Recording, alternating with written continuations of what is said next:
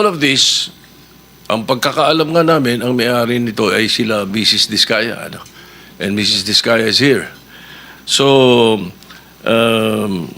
pwede po bang, Mrs. Diskaya, pwede po bang ibalita nyo sa amin, ikwento nyo sa amin yung mga napanood namin sa inyo sa television na sinasabi ninyo. Kailan po kayo unang nagkaroon ay kumita ng bilyon sa construction industry? Anong taon po yun? Good morning po. Billion po. Opo.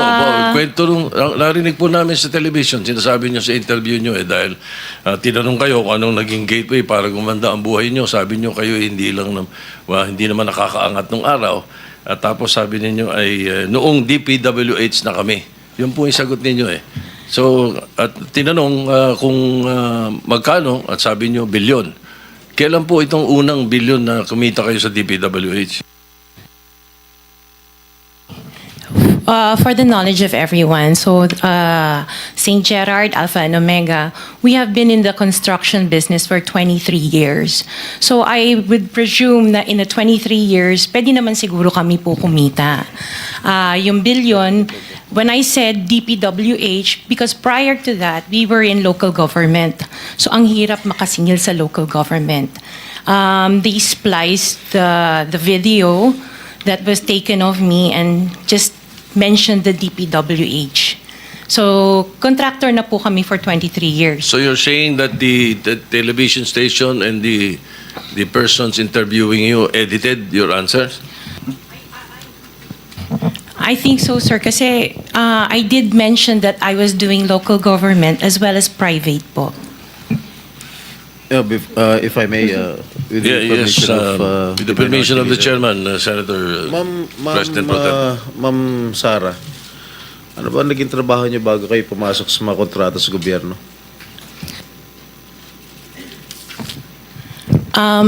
My father was a contractor before. Nangongontrata rin pero siya? yes po, Nangongontrata rin sa for DPWH? LGU po. LGU, and then ako I worked sa ibang bansa. Yun po. Anong work mo sa ibang bansa? I was a dental receptionist and an orthodontic nurse. So you are a doctor? Nurse? No po. Yung asawa mo, ano trabaho? He works sa isang development corporation, and him and his brother were parang private contractors sa subdivision namin. Paano kayo, how were you enticed to join the mga kontrata sa DPWH? Who influenced you? Wala naman po. Nakita namin on PhilJeps na may mga projects na pwede palang mag-join. So we joined the bidding na we know that we were qualified for. All right, Mr. Chair, I would like to reserve all my questions if my turn comes already. Thank you, Mr. Chairman, to continue. Senator, Mr. Chairman. Mr. Chairman, Okay, with the permission of the Senator Minority Leader. Soto, the Minority Leader. Ma'am, very clear man yun sa video na sinabi mo. Kung kailan kayo kumita ng malaki, sabi mo, noong nag-DPWH na kami. Ngayon, gusto mong i-attribute yung wealth ninyo going back noon pa sa tatay mo, noong nagsimula kayo ganon. Pero very clear, the video won't lie. Sinabi mo, noong nag-DPWH na kami. Yes po. So, kailan ba kayo nag-DPWH? Parang sometime in 2012, nag-start kami with DPWH. Can you be definite with your answer? Parang 2012? Oh, please, because you're under oath, please Yes po. make sure of your answers. Sometime in 2012, we started with DPWH. We started with joining biddings. Pero prior to that, we were with local government. Yung mga flood control projects, kailan kayo nag-engage ng flood control projects sa DPWH?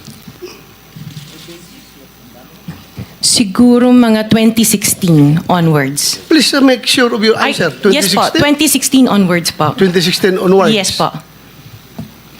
2016 onwards.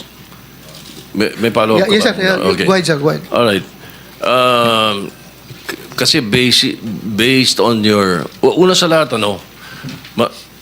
we would like to clear the reason that we're asking you this, and centering on you at the start. Ganon din ang gagawin namin takbo doon sa ibang mga kontratista rito na naibitin natin na nasa top 15 ng presidente. Nasa top 15 ng presidente, may mga flood control projects, merong guni-guni, merong ghost, merong nagawa, may nagawang palpak, okay, may nagawang tama. Ngayon, tapos marinig namin yung kwento sa television na tungkol doon sa sinasabi nyo na napakarami ninyong kinita at ika nga sa DPWH to 2016 kayo nag-umpisa sa DPWH.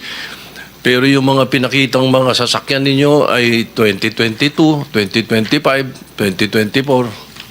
So, lately, yung matindi, hindi po ba, na mga income ninyo? Mga anong taon kaya sa tingin ninyo? What year would you say that you were able to engage or be able to get projects from the DPWH for flood control projects? What year? Yun nga po, nag-start kami makakuha ng pailan-ilan, pero 2016 po onwards po. Yes. 2016 onwards. In 2017, how much did you pay the BIR on your income tax? Sorry, I don't have the data on me right now kasi I have an accountant that handles that po. Pero I can get it for you. If you Yes, please. May we request that Yes po. we find out how much your income taxes were paid from that time, 2016 to the present. No? Okay po. All right. Now, Mr. Chairman, in 2015, St. Gerard, which you own also, no, Mrs. Discaya, was suspended by the DPWH. In 2020, they were blacklisted by the DPWH. However, St. Gerard's pickup license was renewed and is valid from July 1, 2023 to January 28, 2026. For St. Timothy, which you also own, it was found out by the President that the 2023 Bulacan River project amounting to 96.4 million was deemed completed even in more than 200 meters of revetment were not built. St. Timothy's pickup license was also renewed 2025 to 2027. So, Engineer Takay, what is the basis for the renewal despite the issues in their previous projects? Sir? Mr. Chair? Engineer Takay, can you not answer? You're the chairman. Bakit itong executive director ang pinasasagot niyo na pinasasagot? Yeah, the blacklist that was issued by the DPWH, Your Honor, has certain time limitations. So, once a notice that the project has been completed, then the blacklist is lifted. And PICAB actually limit of responsibility is we can only institute disciplinary action upon a complaint or a verified violation. Ibig sabihin, pag walang nagko-complain, sige lang na sige. Mr. Chair. That is the limit of our responsibility, Your Honor. The IRR, Section 4.2 states that disqualification under letter CA, involvement in any construction, malperformance, of grave consequence, pickup under this section, hindi sila, are they not disqualified for renewal? The blacklist, Your Honor, is issued by the DPWH.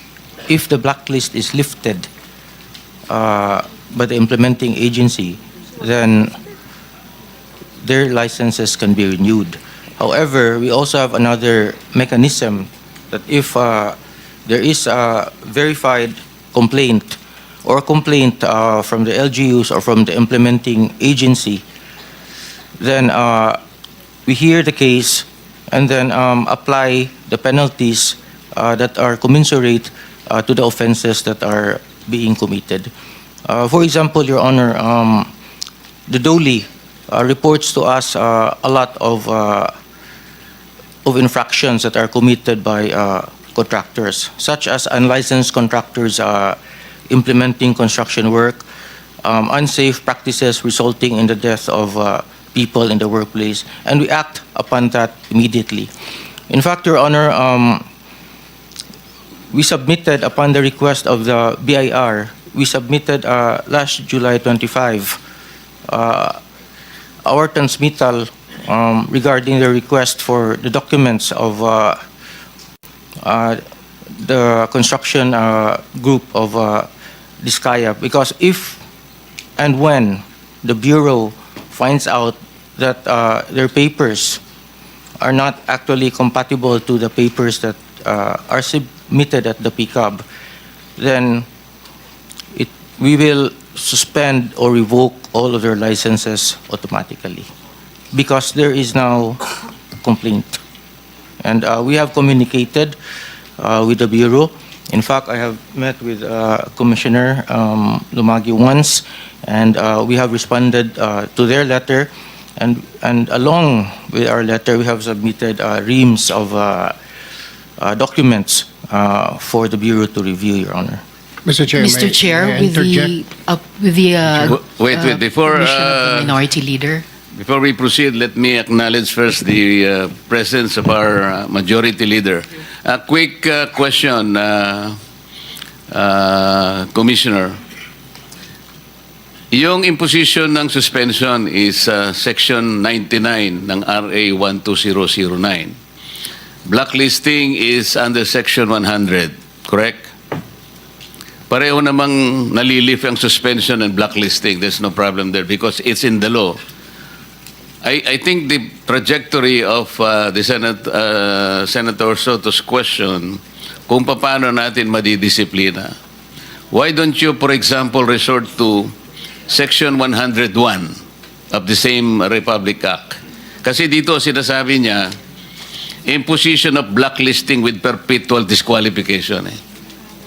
I believe kung ang pinag-uusapan ay ghost projects, kasi makikita mo pagka blacklisting and perpetual disqualification, dapat recidivist na siya, ulit-ulit na siya, 3 or more.